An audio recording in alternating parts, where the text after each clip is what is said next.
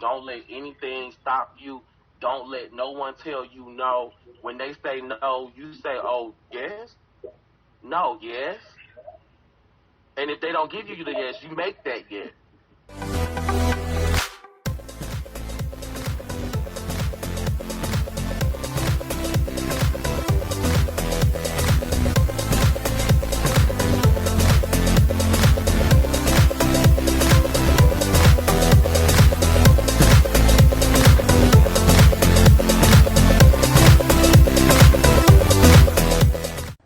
What up, what up, what up? What's going on? You're tuned in to Verse TV, and I am Rico Cassadine. Make sure you hit that like, share, comment, tweet, retweet, hashtag, pound, everything. Subscribe now and get all the tea on Verse TV. Pound that ass. See y'all. And back to you, sir. You're such a good actor. Like, have you taken any classes with that, or you just woke up like that?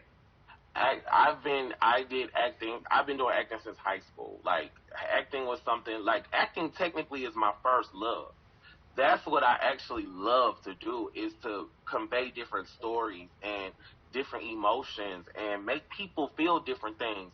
Because the gratitude that I get from seeing someone being touched or educated or changed by something that I brought to life is more than any kind of gratitude you can get, because your art changed somebody's perspective on life, and that's a lot of power. That's the power of being an artist, being a creative who knows himself, and knowing yourself, being able to put that cycle out there, and the more that you do, being able to show people that, and then in return being able to, see them do the same thing. So yes, that's power, that's wisdom, and you got to put that out there so people can understand and share that thing. I feel like I'm talking like T.I. or Jay-Z or somebody all this wisdom you about to be in Detroit over here. Y'all better come on out here. They're not playing the ATL. Y'all got some things moving. If they're not watching the ATL, they need to be watching, because y'all got some dirty happening out there, and y'all need to make sure Verse TV is a part of it. Right here, he's like shake your head, say yes. So you make that. So keep things moving. I guess I'll check that out. So you were a main feature in Los Angeles-based Doc Magazine. Can you tell us about that? Oh my God! When they reached out to me for the article, they said that they were reaching out to up and coming artists that they've seen popping right now, and they asked me, they were like, "Would you mind sitting down for a few questions?" And I was like, well, "Yeah, what the hell? Nah, yeah, of course." I mean, it still surprises me when I get invited to do certain things, because I'm just doing what I like to do. It's not like I'm intentionally trying to set out to do this or this.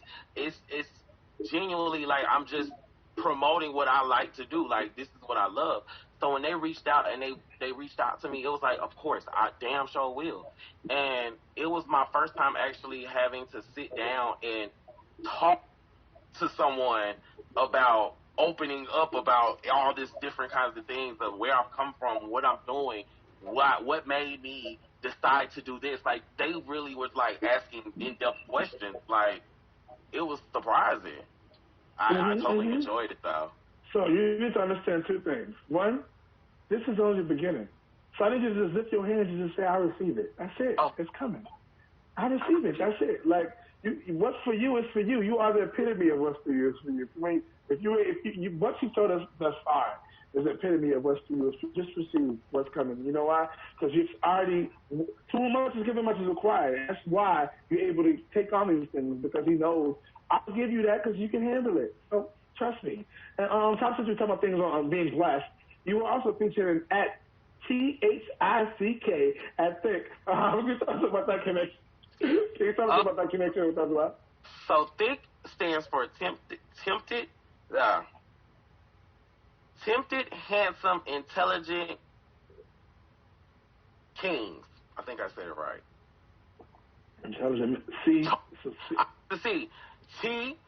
Tempting, handsome, intelligent, charming kings. Bam. Yes. Got it. That's it. Mm-hmm.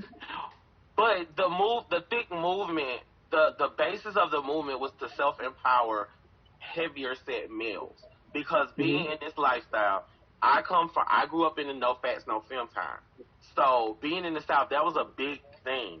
And I dealt with a lot. You see, like I said, I started in this lifestyle 16, 17. So I'm 16, 17, dating people 19, 20.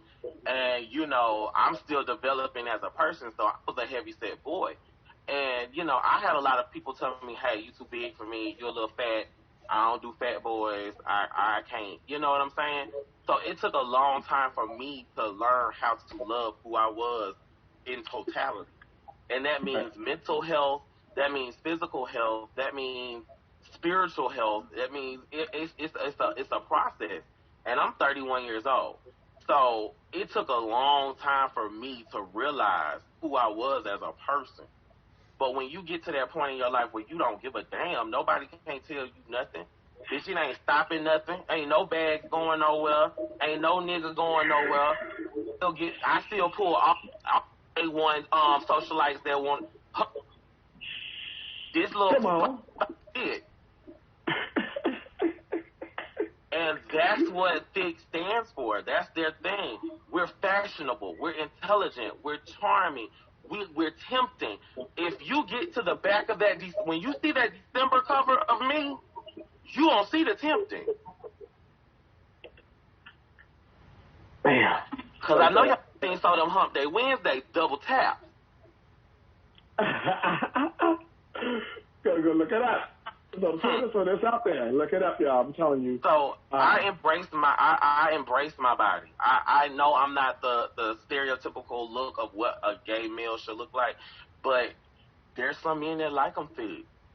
It's some men that like a little pushing for the cushion. They like a little thigh. Little chuck, So I mean, that's why I'm so thankful to be a part of the thick movement, because empowering men like myself is another way for me to leave a mark and leave a legacy, and to know that if I feel comfortable enough doing it, you should too, because you're just as beautiful as me. Absolutely.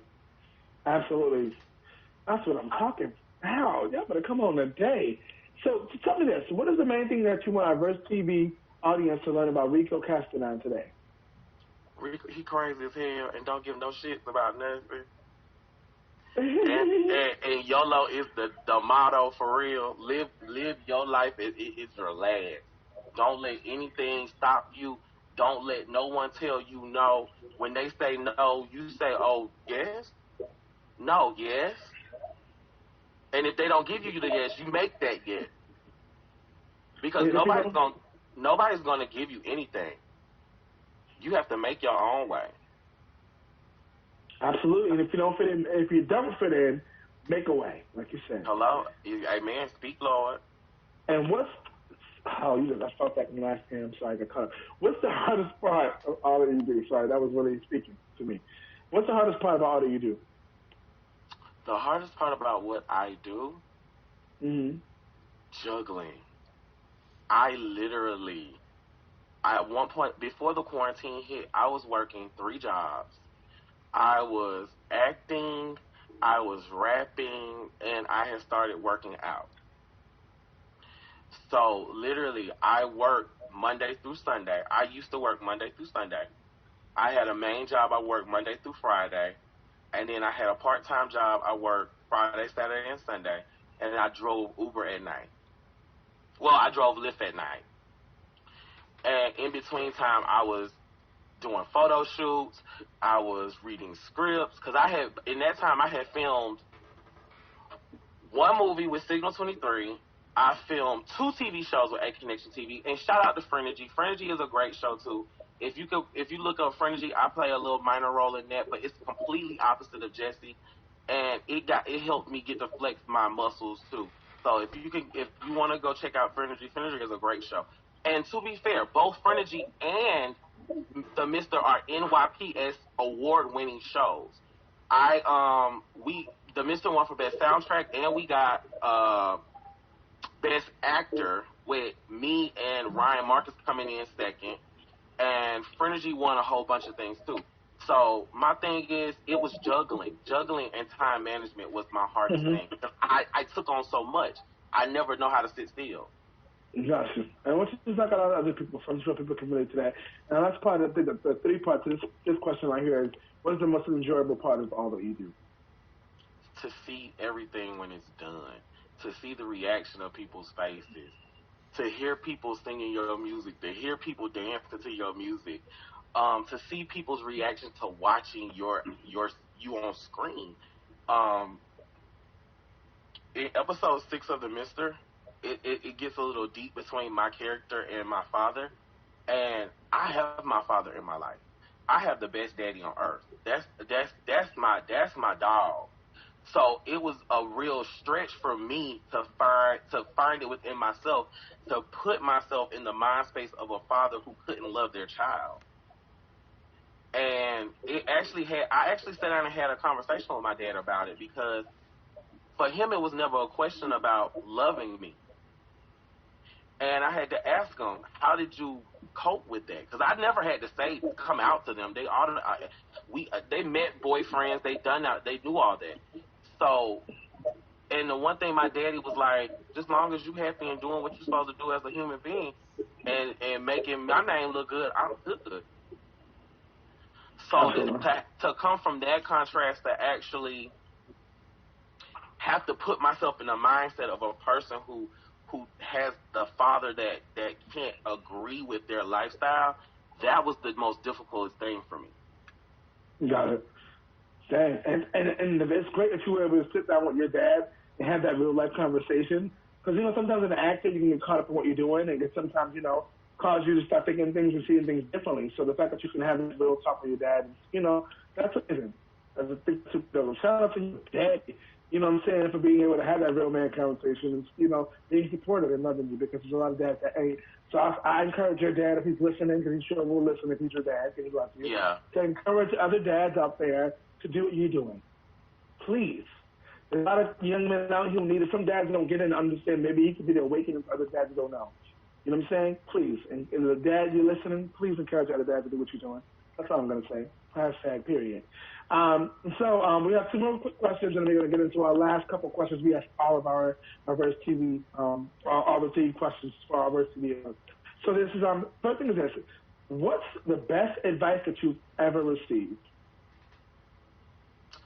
Stay humble and stay hungry. Stay humble and stay hungry. Because as soon as you stop being hungry for what you want, somebody's going to come in there and eat your plate. And as soon as you get too high on that horse, somebody's going to come in there and knock you over. Oh, that was so good. So if you stay humble and you stay hungry, you'll never, ever have to worry about where you're going in life. That's going to be on replay on a couple places. You need to put that on our hashtag thing and have people repost that on your Twitter, too. I'm just saying. Hello. I'm just saying. That was deep. Okay. And last but not least, before we get into our Verse TV questions, what's next for Rico Cassadine? The world. The world. Who run the world? Because it's nothing that I can't do. I love that. I do. Everything you say you want to do, you will do. If you keep that mentality, you keep that attitude. My people ask me what I want, like the same question. I would say, I want to be bigger than Michael Jackson. That's my dream. Because I know that the impact that he had on the world, that if his mental space was in a different place, oh my God, the amount of, lives that could have been even transformed even more, but outside of the music. So my dream is to be bigger than Michael Jackson. That's me personally. So when someone like you says what you say, I totally get it and I understand. So, yes. Once again, straight out of College Park, you got Rico Cassadine. That's Rico Cassadine on Facebook. It's Rico World 1988 on Instagram. And Rico White 2002 on Twitter. No for fans only. Sorry. Oh, damn. Bam. Just like that. Stop it.